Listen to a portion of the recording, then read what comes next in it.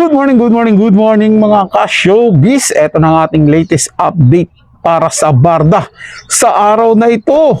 Ang sweet naman, Barbie Fortesa at David Licauco magkahiwalay pero magka-video call pagbubuking ni Jillian Ward. Yan po yung ating bibigyan ng comment or reaction, opinion sa araw na ito.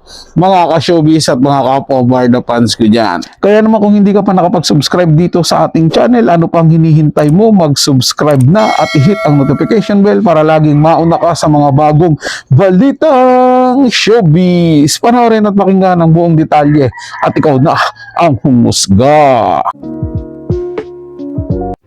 Jillian Ward, si Binuking ang Barda. Barbie Fortesa at David Licauco magkahiwalay pero magka-video call.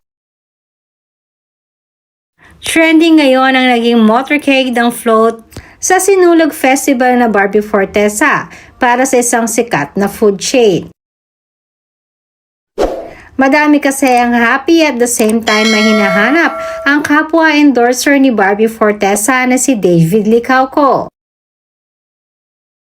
Madami rin kasi ang hindi mapigilang mag-react at sabihing bakit pilit di mo nung pinaghihiwalay ang Barda.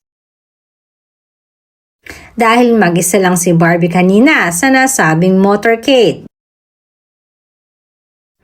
Dahil ang kapartner niyang si David ay nasa isang float na kasama naman ang co-star nito na si Jillian Ward. Subalit madami rin nagsasabi na hindi naman siguro sinasadya ito. Dahil maging ang mga endorsers sa nasabing sikat na fast food chain katulad na lamang nila Heart Evangelista, Alden Richards at Vice Ganda ay hindi rin present sa nasabing festival. Samantalang trending din nga naging pagbubuko at pagbibiro ng co-star ni David Licauco at kaibigan ni Barbie Fortesa na si Jillian Ward. Dahil madami di umano ang nakapansin kay Jillian nang may nagbiro dito at hanapin kung nasaan nga ba si Barbie. At ibinulong na lamang di umano ni Jillian na magka-chat at magka-video call naman di umano ang dalawa kahit hindi sila magkasama. Hindi pa rin naman kasi may aalis sa napakaraming followers ng Barda ang maghintay sa kanilang muling pagsasama. Samantalang malakas talaga ang bali-balita na this year di umano ay magkakasamang muli ang Barda. Wala na mga ka-showbiz, mga kapwa Barda fans ko dyan. Unti-unti na talagang lumalabas yung katotohanan sa relasyong Barbie at David Licauco. Di na nila kayang itago yan. Bagamat pwede pa naman kahit pasimple lang para sa mga basher nila na talaga namang nag-aabang sa kanilang maipupukol na kasiraan sa dalawang ito.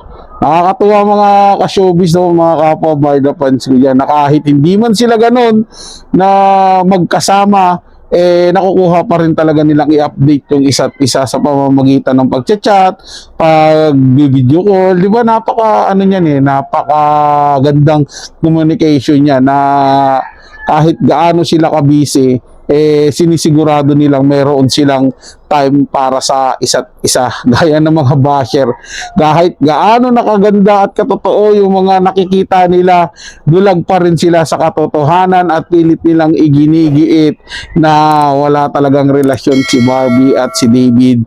May girlfriend daw talaga si David Licauco. Wala tayong magagawa dyan. Utak nila ganun na talaga mga ka-showbiz, mga kapwa Barda fans ko dyan.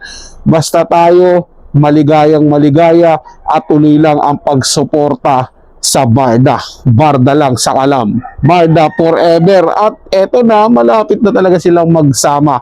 Wait na lang po natin yan mga ka-showbiz. Para sa mga bagong balitang showbiz, ugaliing tumutok dito sa ating channel at mag-subscribe at i-hit ang notification bell para laging mauna ka sa mga bagong balitang showbiz.